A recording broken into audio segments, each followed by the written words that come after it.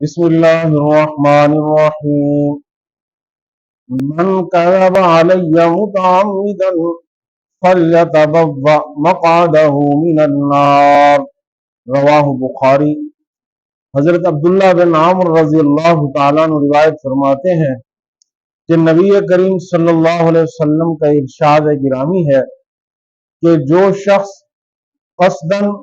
جان بوجھ کر میری طرف کوئی ایسی بات کی نسبت کرتا ہے جو میری طرف سے نہیں بیان کی گئی اور وہ قصداً ایسے کرتا ہے تو اس کو چاہیے کہ وہ اپنی جگہ جہنم میں بنائے۔ یعنی جو لوگ نبی علیہ الصلوۃ والسلام کی طرف جھوٹ بول کر اور جان بوجھ کر آپ صلی اللہ علیہ وسلم کی طرف نسبت کر کے باتیں بنا کر پیش کرتے ہیں، لوگوں کو بتاتے ہیں کہ یہ حدیث پاک ہے، یہ آپ صلی اللہ علیہ وسلم کا فرمان ہے، اور ان کو پتہ بھی ہے کہ ہم غلط بیان کر رہے ہیں، یا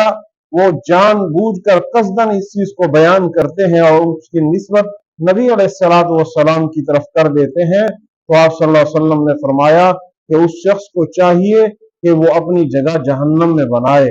کہ جو چیز میری طرف سے بیان نہ کی گئی ہو اس کو میری طرف کبھی منسوب نہ کرو، اور اس کو حدیث بیان کر کے اور اس کو حدیث بنا کر پیش نہ کرو، بلکہ جو حدیث مجھ سے ثابت ہو اسے بیان کی جائے، اور جو بات میری طرف سے ثابت ہو اسے بیان کی جائے، اور ایسے خام خواہ اور قصداً میری طرف نسبت کر کے بات کو خوبصورت بنانے کے لیے، بات کو پکا کرنے کے لیے نبی علیہ الصلوۃ والسلام کی طرف منسوب کر دینا، یہ بالکل ناجائز اور حرام ہے۔ اس لیے آپ نے فرمایا من کذب علی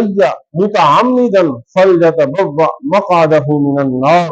جو شخص بھی قصداً میری طرف نسبت کر کے کسی چیز کو بیان کرے اور وہ جانتا ہو کہ وہ جھوٹ بول رہا ہے، تو اس شخص کو چاہیے کہ وہ اپنی جگہ جہنم میں بنائے، اس کا ٹھکانہ جہنم ہے۔ تو ہمیں